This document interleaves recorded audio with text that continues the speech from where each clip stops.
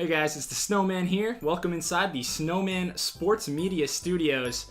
For today's video, I'm going to talk about different types of tennis tournaments throughout the year, both on the ATP men's side and the WTA women's side. I know most people probably definitely know the four main Grand Slams: Australian Open, Roland Garros, Wimbledon, and the US Open.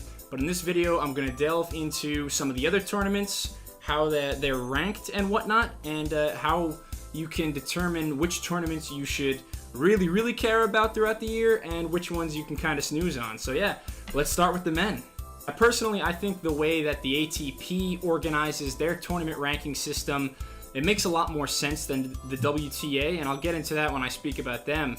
But for the men's side, it's very simple.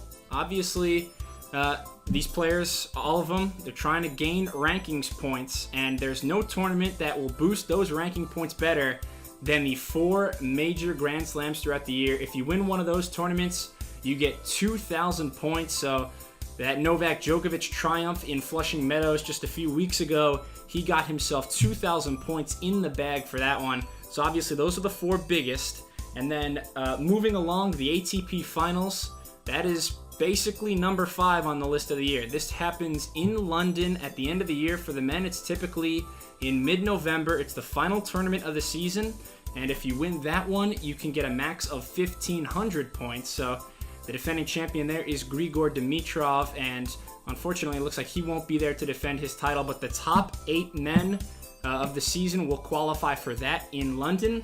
Then moving along, it's very easy to follow. Like I said, there's 9 Masters 1000 tournaments, and these Masters 1000 tournaments, if you win, oddly enough, you get 1,000 rankings points. So that's very simple. Those are Indian Wells, Miami, Monte Carlo, Madrid, Rome, Canada, Cincinnati, Shanghai, and the Paris indoors.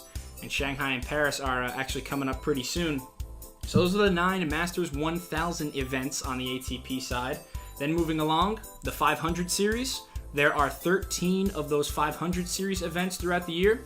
If you win one of those, you are awarded 500 points. And then finally, at the bottom end of the tier, 250 series, 40 of those throughout the season. And obviously, if you win one of those, you get 250 points. Then kind of the minor league system, per se, on the men's side. You also have challenger events and future events, which are kind of things you can do if you're still kind of making your way back from an injury, or if you're not quite cracking in the top 100, 150. A lot of guys play in challenger events and in future events. All right, moving to the women's side, they also have the 4 Grand Slams just like the men, and they play them, as you may know, at the same exact time as the men. So that is Australian Open, Roland Garros, Wimbledon, and the US Open. If a woman wins one of those tournaments, they are awarded 2,000 points. So that's what Naomi Osaka received when she won the US Open over Serena a few weeks ago. Just like the men, the WTA Finals is also awarded 1,500 points for the winner. Instead of in London, though, for the women, it is in Singapore, and they end their season just a little bit earlier. It's not really mid-November, it's more mid-October. So that's the WTA year-end finals event. Now, this is where it gets a little tricky. It's not so easy as 1,000, 500, 250. Instead, they break it up: Premier Mandatory, Premier 5, Premier, and International. So basically, Premier Mandatory and Premier 5 are kind of the pseudo Masters 1000s on the women's side. Your 4 Premier Mandatory events, you're awarded 1,000 points for the winner. So the 4 mandatories are Indian Wells, Miami, Madrid, and then the women have one that the men don't have, Beijing.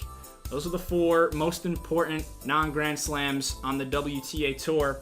Then the Premier 5, very close to the Premier Mandatories in importance. You get 900 points for the Premier 5, and those are Doha, Rome, Canada, Cincinnati, and Wuhan, which is actually going on right now in China.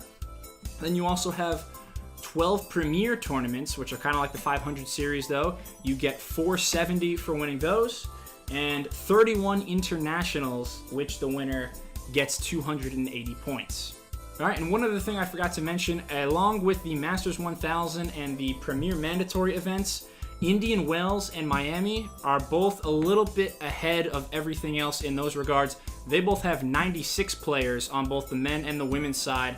Most of the other Masters 1000s, most of the other Premier Mandatories, Premier 5s have 64 players. But Indian Wells and Miami are huge tournaments. They're kind of thought of as the 5th and 6th majors of the year in some talks. So again, they have 96, and the rest of those tier tournaments have 64 players. There's also a little bit more prize money involved. So Indian Wells, Miami, if you had to pick some events that are just kind of a tier above and really knocking on the Grand Slam door, it would be those two. They are really big tournaments. Both of them take place in March. Moving on to international events, as you can see, there's two big ones, two ones that count for the rankings and the point system. That is, on the men's side, the Davis Cup, and on the women's side, the Fed Cup. This is not a one-time thing. These are competitions that take place throughout the year. So let's say, for example, Simona Halep. She is no longer playing just for Simona Halep for the Fed Cup. She is really representing her country, Romania. And you compete as a team, you compete as a country. It's really one of the only team events in tennis, and it is a mix of singles and doubles throughout the year. So yeah, France seems to win that a ton on the men's side. I know on the women's side, the USA has dominated a lot as of recently.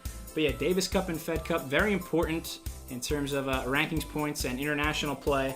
Then also for country events, you have the Hopman Cup, which is mixed, both men and women, and that's kind of a good curtain raiser to the season at the beginning of the year. It always takes place in January in Perth, kind of before the Aussie Open and the Aussie Open tune-up tournaments. Defending champ there is Switzerland with Belinda Bencic and Roger Federer. They beat Germany, the team of Angie Kerber and Sasha Zverev, back in January. And then a recently new tournament, the Laver Cup, which I just watched last weekend. It was a fantastic event in Chicago. They had the inaugural one last year in Prague. It is not just a country against country, but actually it is in fact Team Europe against Team World. And this year, the captain Bjorn Borg for Team Europe took out Team World and John McEnroe. So that was really fun. They take it just a little bit lighter because it's not really for anything serious in terms of points, but you could tell it still means a lot to those guys. And I think the Laver Cup is going to be an event that really, really grows in the coming years. There is so much buzz about that, and there were so many tight matches decided by match tie breaks in this year's edition. I think that's only going to rise in popularity. All right, so yeah, hopefully at this point you have somewhat of a grasp on the importance of tournaments throughout the year. Just remember, for both the men and the women, Grand Slams at the top, then it's always the year-end event, and then think Masters 1000 / Premier Mandatory, Premier 5. Those are really the most important, and think Indian Wells, Miami, Madrid, Beijing for the women. I mean, those are really the most important tournaments of the year, and I am going to have previews of both Beijing, which is coming up in a couple weeks, and on the men's side, Shanghai.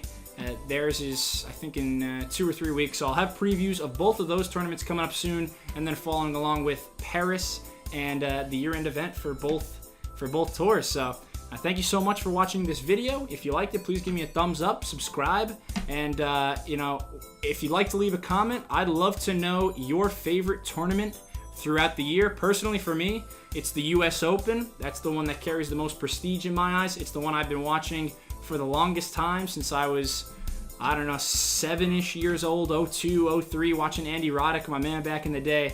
US Open is my favorite, so I'd love to know yours if you'd like to leave a comment. But yeah, thank you so much for watching, and I'll see you soon.